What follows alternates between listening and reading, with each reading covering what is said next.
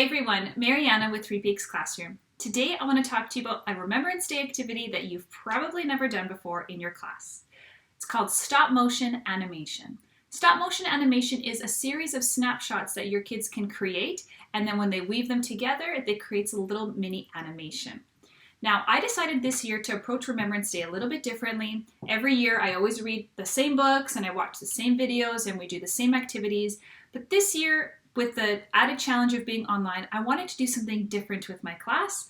And lately we've been doing a lot of stop motion animation, and I'm going to incorporate that into my Remembrance Day activities. There are lots of different ways that you can use stop motion animation for Remembrance Day specifically.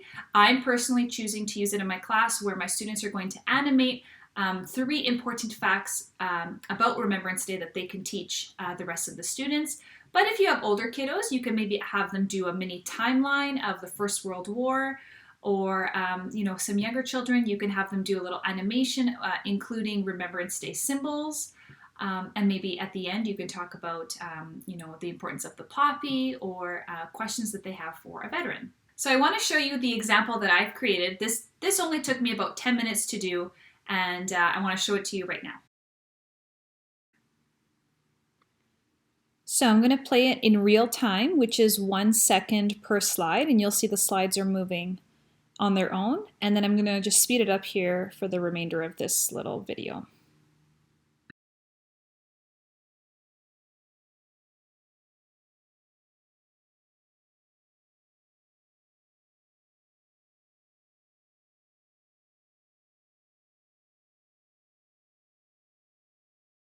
To show you how you can create your own stop motion animation assignment in your Google Classroom, and all you need is a Google Slides document. So here I have a brand new Google Slide document, and I'm going to get rid of these text boxes, and I'm just going to type here Remembrance Day stop motion animation. Oops, animation. There we go. First thing you're going to need to do is you're going to have to select a background. And so you can choose, as the teacher, you can choose to have 5 options already available for the students, and they can delete the ones they don't want. Or you can leave it completely blank, and you can have the students choose the background, choose the image, and Google image search. So if I search here for hills, landscape, background, and we could do animated. Then I get a ton of different options here. As you can see, you just scroll down and you can look, and the students can decide on which one they want. And of course, they can take a long time deciding. So I'm just going to pick one of the first ones. Sure. Let's pick that one with the trees. Okay. Now I'm going to press done, and that's going to be my background. So now I need to insert a character. So once I insert a character, I click on Image, search the web. And here's the important part. You want to search for an illustrated character with the file type PNG. Now, PNG basically means that when you compress the file or when you resize the image, the dimensions of it will stay the same, and only the image will be shown and not the background, meaning the background will stay transparent, which is exactly what you want. You do not want a character with a white box around it. So if I just put in cartoon boy without PNG, if I select, if I select this image, there's a white background around this boy, and I don't want that. I want it to be a transparent background. So I'm going to get rid of that, and now I'm going to type cartoon boy PNG. Once I do that, I have a ton of different options, and I'm just going to select the first one again. But this time, my character has a transparent background. One thing I like to do that's not necessary, but what I like to do is I always format these boxes when they're quite large, because it just is a little easier for me to resize the image, the boxes, when the box is just the right size as the cartoon. There.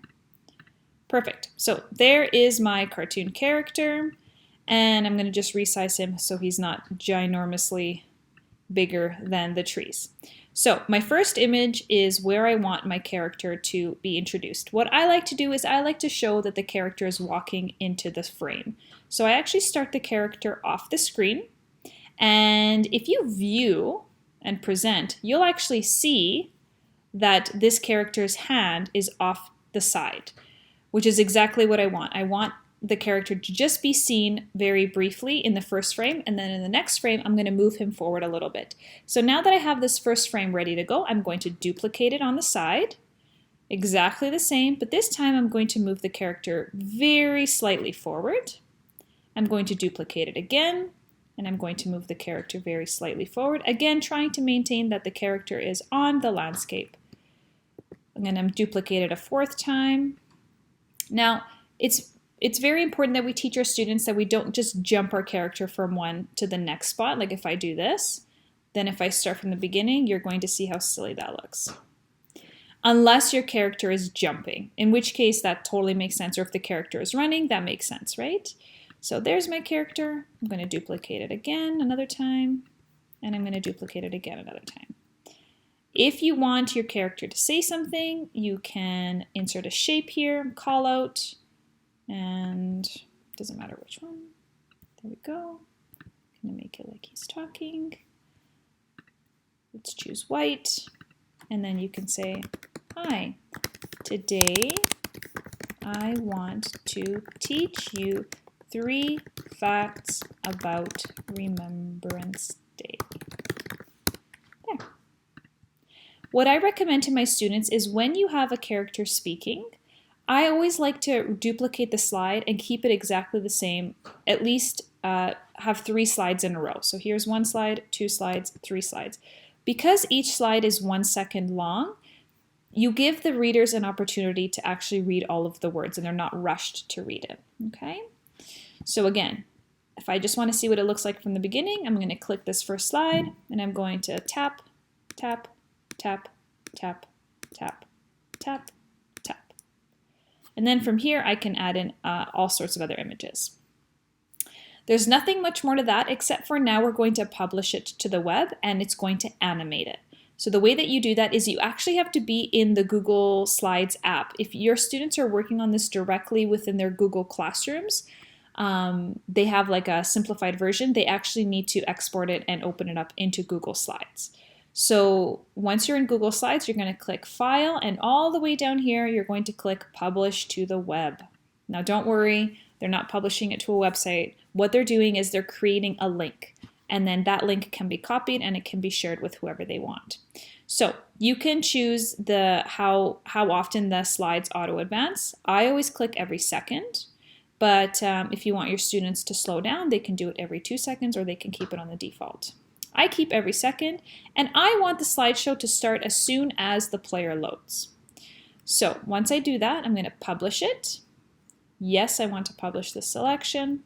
And here is my link. So I'm going to copy that. And now when I open it into a new browser, this is what you will see.